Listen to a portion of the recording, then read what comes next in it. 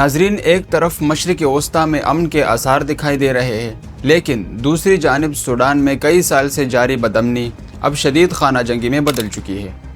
مختلف رپورٹس کے مطابق ہزاروں افراد ہلاک ہو چکے ہیں اور لاکھوں لوگ اپنے گھروں سے بے دخل ہو گئے ہیں، مگر دنیا اب تک خاموش ہے۔ سوال یہ ہے کہ یہ لڑائی کیسے شروع ہوئی اور RSF آخر ہے کیا، اور UAE اس کی حمایت کیوں کر رہا ہے؟ سوڈان 1956 میں آزاد ہوا، لیکن ملک کے شمالی اور جنوبی حصے کی نسلی اور مذہبی اختلافات کبھی ختم نہ ہوئے۔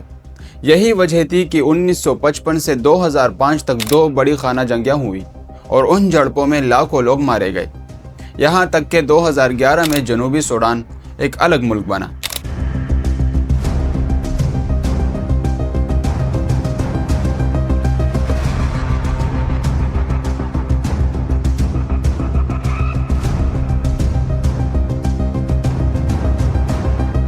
مگر اس کے بعد بھی دارفور کا علاقہ مسلسل تنازعات کا مرکز رہا۔ 2003 میں یہاں ایک لڑائی شروع ہوئی، جس کے جواب میں حکومت نے ایک ملیشیا بنائی، جو بعد میں RSF کے نام سے جانی گئی۔ اس گروہ پر قتل عام، خواتین سے زیادتی اور دیہات کو جلا دینے جیسے سنگین الزامات شامل تھے، لیکن حکومت نے کارروائی کے بجائے انہیں اپنے ہی فورسز میں شامل کر لیا۔ پھر 2019 میں عمر البشیر کی حکومت ختم ہوئی تو RSF اور سرکاری فوج SAF کے درمیان اقتدار کی کھینچا تانی شروع ہو گئی، جو پورے ملک میں پھیل گئی۔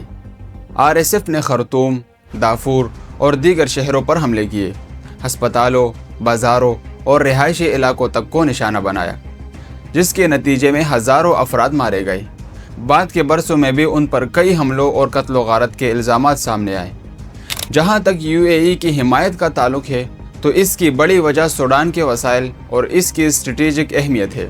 سوڈان سونے سے مالا مال ملک ہے اور RSF بڑے پیمانے پر غیر قانونی سونا نکال کر اس کا بڑا حصہ UAE کو بیچتی ہے۔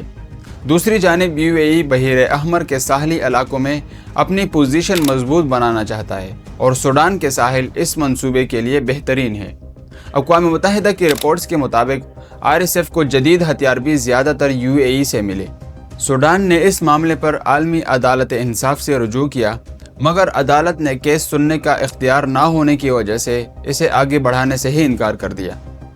UAE کا دعویٰ ہے کہ وہ کسی فریق کو سپورٹ نہیں کرتا، لیکن زمینی حقائق اس کے برعکس ہے۔ مجموعی طور پر یہ جنگ صرف اقتدار کی نہیں، بلکہ وسائل، پیسے اور اثر و رسوخ کی جنگ ہے، جس میں سب سے زیادہ نقصان عام لوگوں کا ہو رہا ہے، جبکہ دنیا خاموش تماشائی بنی ہوئی ہے۔